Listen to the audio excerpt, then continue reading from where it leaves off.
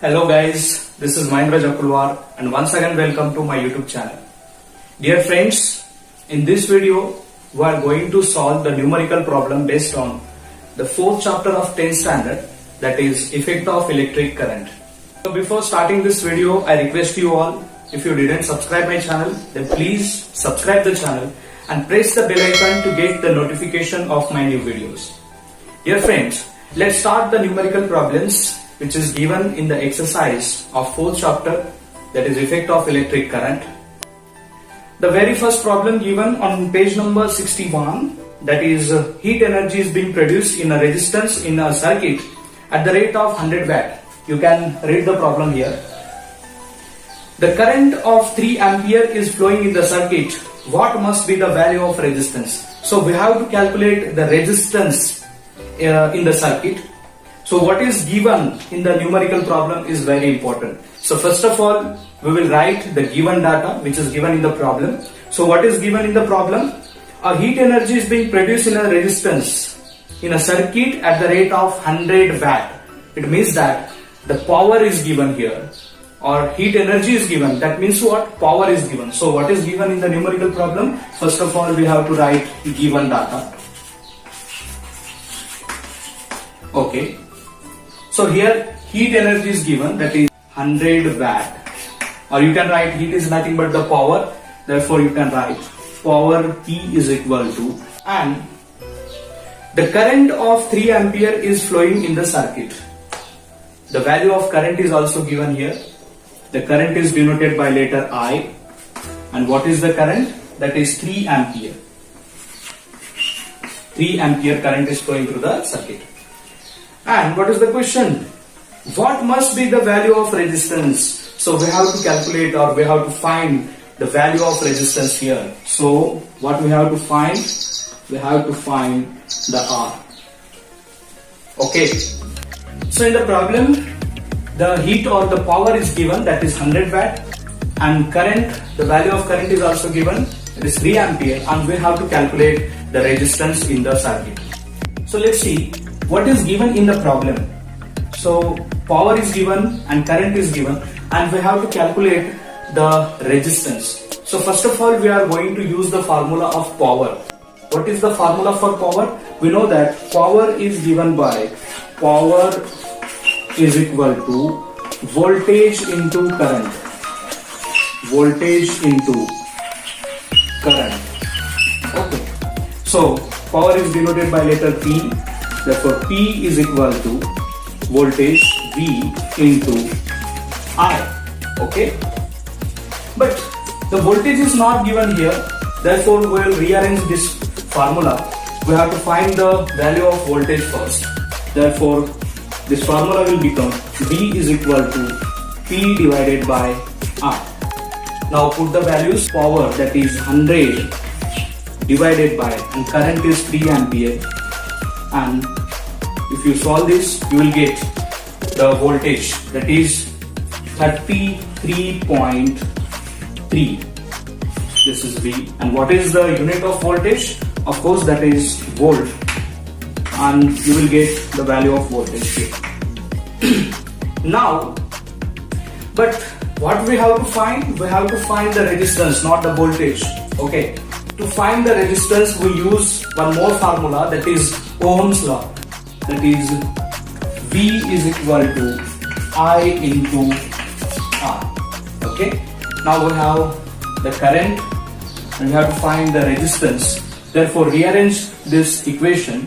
You will get resistance R is equal to V divided by I.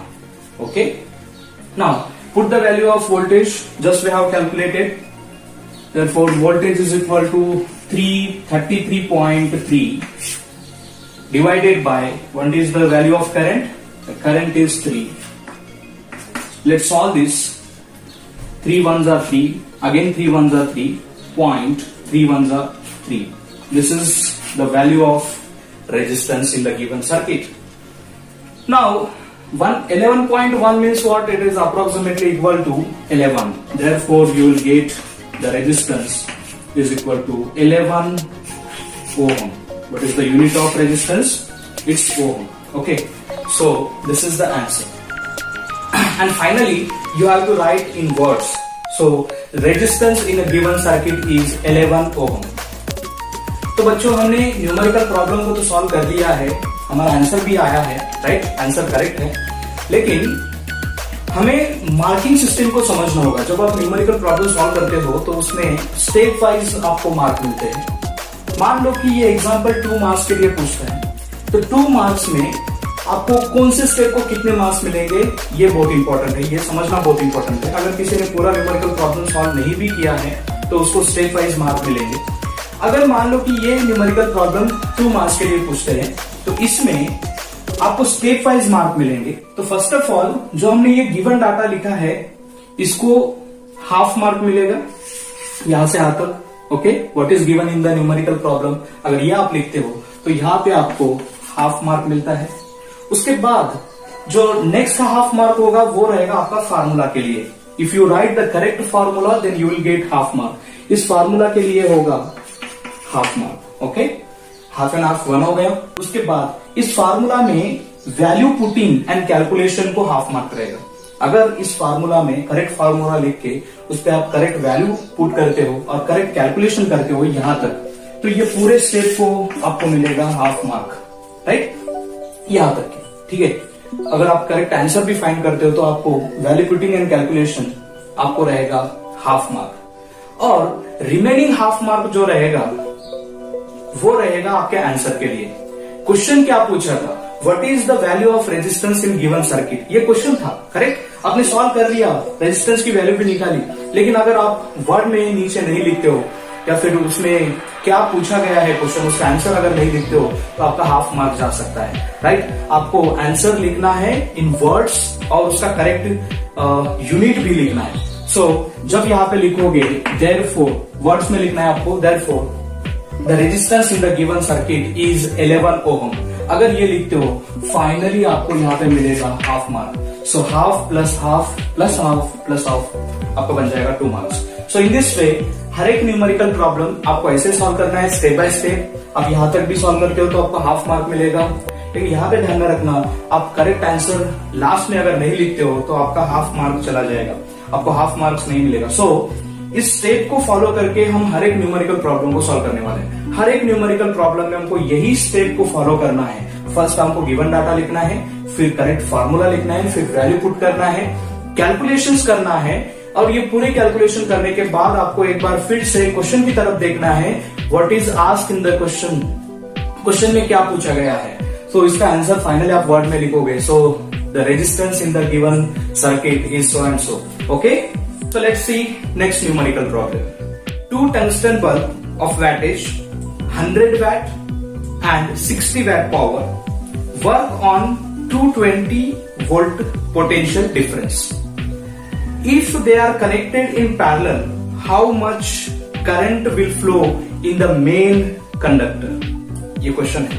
क्या दिया गया है क्वेश्चन में, एक 100 वैट का बल्ब है और एक 60 वैट का टंगस्टन बल्ब है। इन दोनों को हमने पैरेलली कनेक्ट किया है। ओके, ऐसा करने के बाद अगर इन दोनों बल्ब को हम पैरेलली कनेक्ट करते हैं तो मेन कंडक्टर में कितना करंट फ्लो होगा, ये क्वेश्चन है।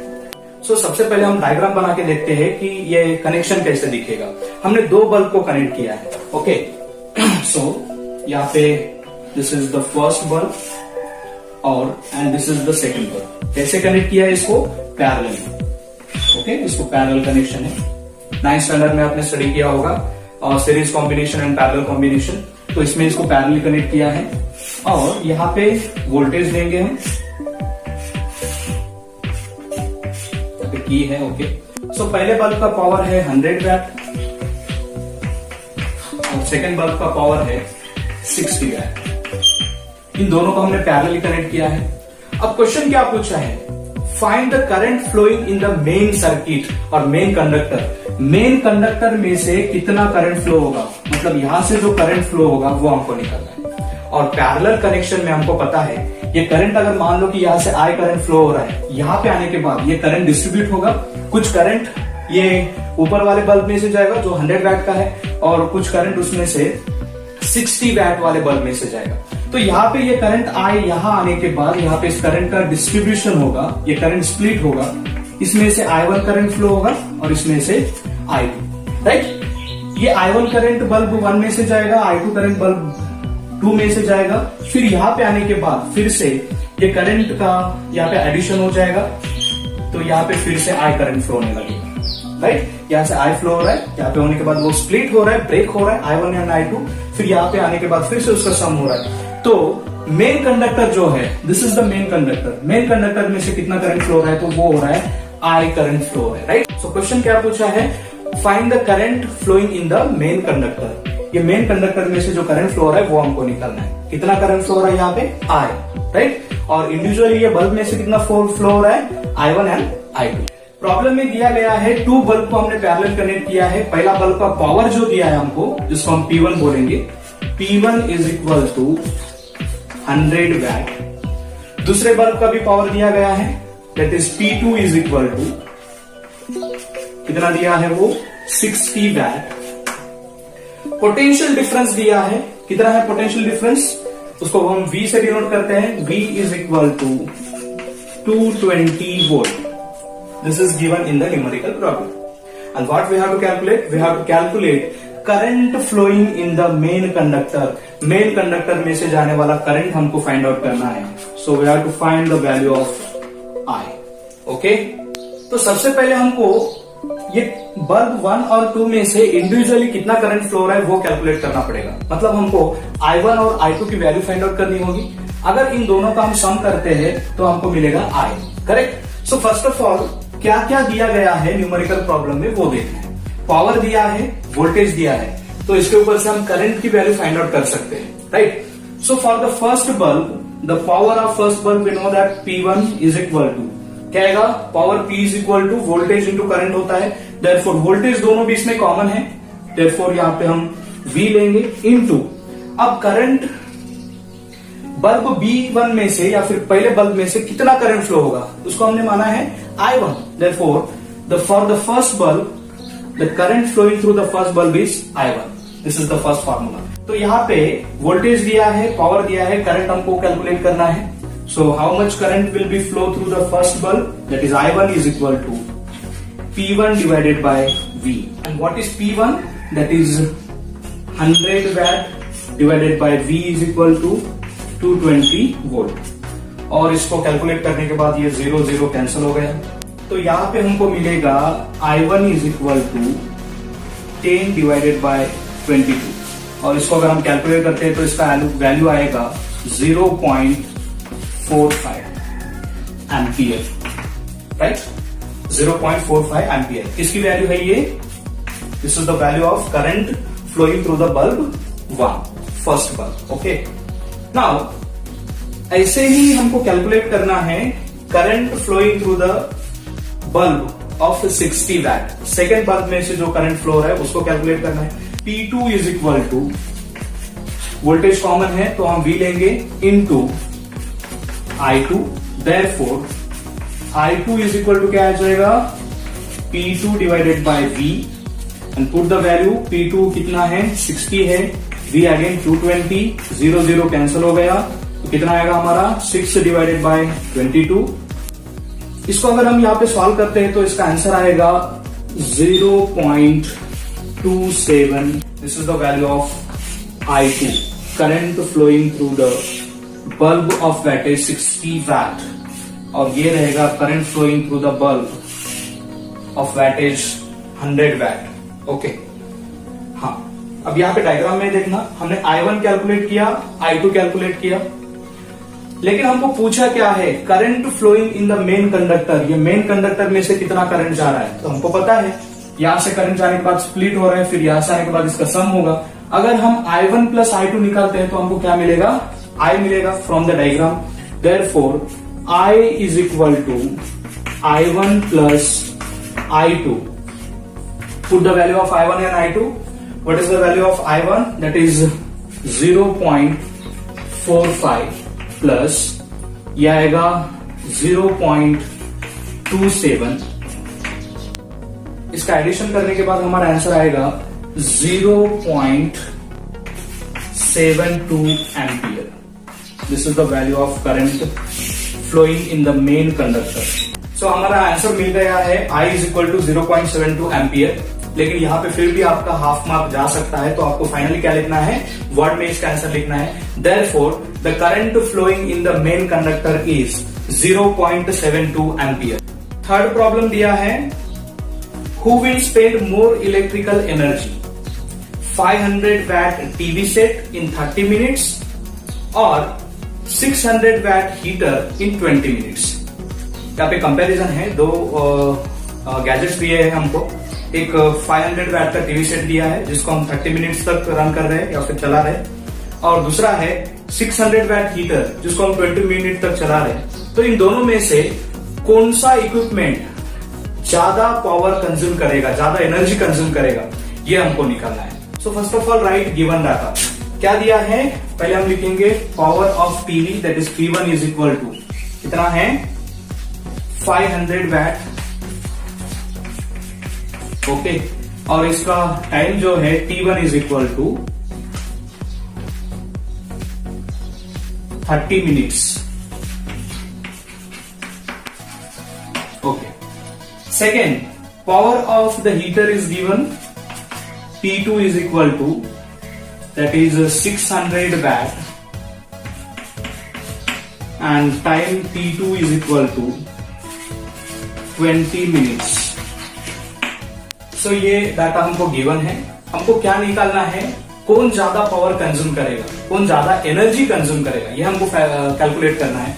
We know that formula for the power is equal to work upon time, और वर्क को क्या बोल सकते हैं हम, एनर्जी बोल सकते हैं, because energy is nothing but the capacity to do the work. So this formula can also be written as energy divided by time, this is called power. And what we have to calculate right now, the energy consumed by the TV as well as heater. So we will get the formula energy is equal to power into time. So let's use this formula. Therefore, energy consumed by the TV is given by energy E1 is equal to power P1 into time T1, and we have given P1 as well as T1. Therefore, put the values. कितना दिया है ये 500 into 30. This will equal to 5 3s are 15. In 2 0 and 1 0. इसके ऊपर 3 0 दे दो. So this is the energy consume by the TV set. Okay, now ये energy जो units यहाँ पे देखना है आपको, वैट और मिनट्स, तो ये क्या बन जाएगा, वैट मिनट.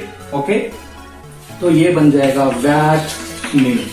लेकिन पावर जनरली हम वैट आवर में या फिर किलो वैट आवर में मेजर करते हैं. ओके, तो इसको अगर हम वैट आवर में कन्वर्ट करना है तो क्या करना पड़ेगा, हमको 60 से डिवाइड करना पड़ेगा, right?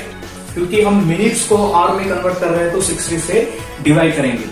Therefore 15,000 divided by 60, this will हो जाएगा, ये क्या हो जाएगा, वैट मिनट में था, वैट आवर में हो जाएगा, ये 0 0 कैंसल.